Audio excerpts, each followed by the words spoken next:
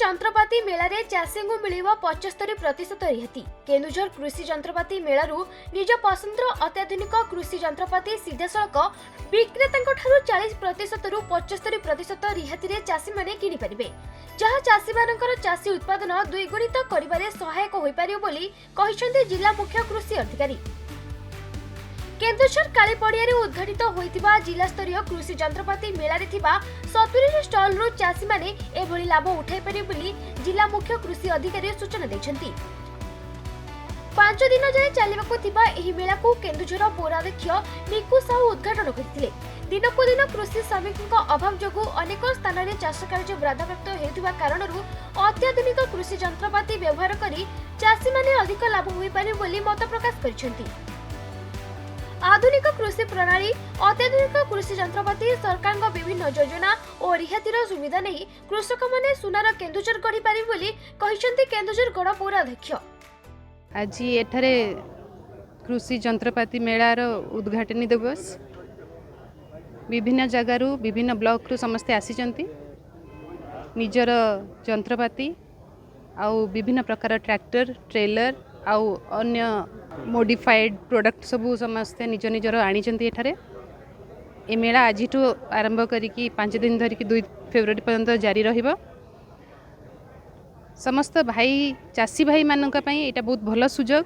आम केउंझरे एभली मेला माध्यम रे से माने निज चाषर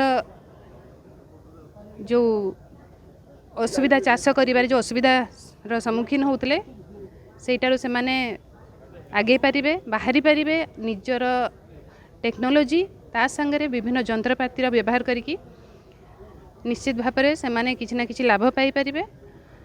सरकार तो सब बेले तांका सहयोग पई अछि विभिन्न सरकार स्कीम माध्यम रे आ सब्सिडी माध्यम रे समस्त को मु निवेदन करिबे आम कृषक भाई मानकू आसंतु बुलंतु डायरेक्ट इंटरेक्शन करिकी ए स्टॉल मानकरू से माने किनी पारिबे मध्य आउ तांकर व्यवहार रे लगे पारिबे। हमर एटा गोटे प्रकार जे हमर चाषी एवं विक्रेता भितर कौनसी बाध रहिबो नहीं से माने डायरेक्ट तांका संगे कांटेक्ट रे आज किनी पारिबे बुकिंग करि पारिबे सबु विंडो खोला अछि से माने सब प्रकार सब्सिडी नि पारिबे 40 रु 75% पर्यंत हमर सब्सिडी रो एठी व्यवस्था रहिछि। हमर सरकार तरफ आस्थिला 40 टी स्टॉल करिया पई किंतु आम 70 रु अधिक स्टॉल करूँ। अन्य विभिन्न कंपनी बाहर जिला बाहर मध्य कंपनी मैंने आसिकी ये स्टॉल खोली 5 दिन व्यापी एटा चलो। चाषी निश्चित भाव में एटा गोटे सुविधा हम जे कौ जंत्र तांकर दरकार से सब्सिडी केते डायरेक्ट से माने डीलर माध्यम जानीपर कृषक मान विकास देखूँ कहीं आमर जदि चाषी आय बढ़ाइबार अच्छी द्विगुणित करार अच्छी आमको चाषटा यांत्रिक माध्यम ही करा पड़ो कहीं कालक्रमे देखा ये जो आमर कृषि श्रमिक अभाव जो आम जदि यांत्रिक उपाय अवलंबन न करवा ताहले आमर चाष क्षेत्र में लाभ हो पारना आम देखुचु।